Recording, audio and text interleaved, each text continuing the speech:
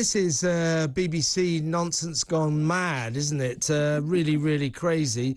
But it feeds into, Maureen Lipman has written in to the BBC, to Women's Hour, and said, stop being so ridiculous. Why can't you call them the Lionesses? And she was the actress, I use the word pointedly, who about a year ago wrote a big piece, I think it was in the Daily Mail, saying, I'm an actress. I always had been an actress, and I always will be, and that's because I'm a woman. But the word actress has fallen out of fashion, hasn't it? Led by The Guardian, you now have to call female actors actors. Well, it makes language less precise. You know less about the person you're talking about if you use these generic overview terms. So this is... I don't get this. So what are your feelings? I mean, I think it just epitomises the BBC's got a massive problem with women, hasn't it?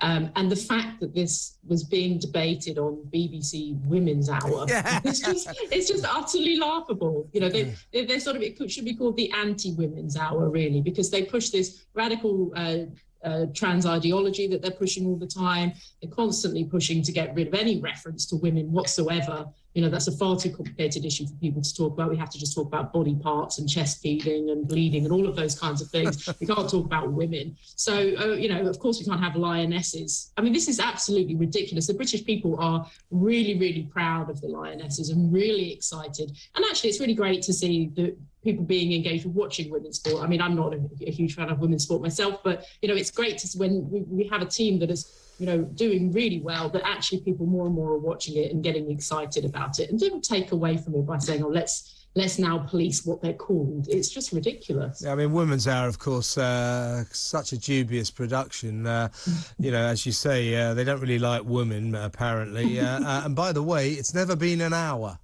It's never been an hour. It's like 45. It's never, ever been an hour. So two dubious aspects of the title of that programme. But yes, this feeds into the cancellation of women, doesn't it? Why would we call them the lionesses? Why would we demean them by giving them the female term for lions? Well, what is demeaning about femininity? What is demeaning about being the female version of a term? Why did actresses, or did campaigners, if you like, people on The Guardian, want to get rid of the word actress? Did they feel it was innately inferior to actor? Do they feel women are innately inferior to men? I don't. Therefore, I would say actress is exactly the same as actor, only it denotes female. Same for lion and lionesses.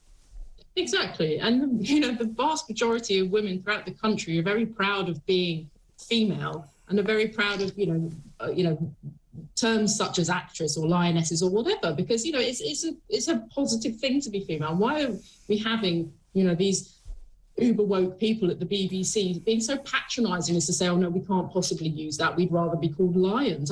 I mean, where do they get this nonsense from? It's not reflective of what views are in the country.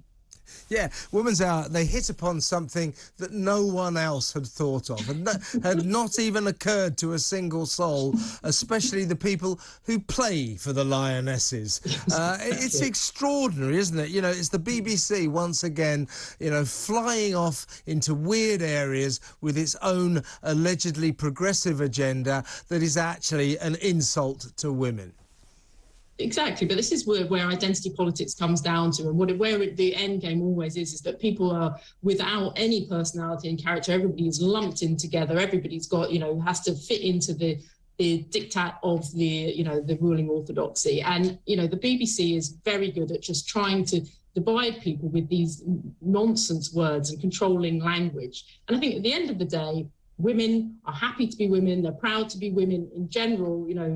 The lionesses are doing a fabulous job, and why shouldn't they stick to the name? It's it's absolutely nonsensical. Yes, so we have men's football, we have women's football, which is great. Yeah. Vive la différence. The other week, I think it was last week, on a programme called The Last Leg. That's on Channel 4. It's an alleged comedy show. It's three blokes. Who think they're funny. And one of them said, why don't we just get rid of this women's football? So brilliant. Let's just scrap men's football. That's typical, isn't it? How utterly ridiculous. I mean, where would the men play? So the men would be playing against the women, which was now we're seeing with the whole trans debate, aren't we? And then what happens is actually women get pushed out. Because we all know the biological reality is that men are vastly stronger and vastly faster than women. You know, why not just celebrate the fact that we've got good women, a brilliant women's team that are doing well and that people are actually interested in watching it, which is, you know, really refreshing and great to see. Why would you then remove them? It's just ridiculous. It's just constantly setting people up against each other and nobody's interested in it. It really is ridiculous. And we just took a call from Ryan in the New Forest and he said, well, you know, people are calling for the Lionesses to be called the Lions. Why aren't they calling for the England football team, the male football team, the Three Lions, to be called the Three Lionesses? Well, this is the thing. It's always the women who get controlled and get, why don't we fix this? Why don't we fix, tinkering around the edges? Because it's patronising. I think that, somehow this is an area that can be controlled by people.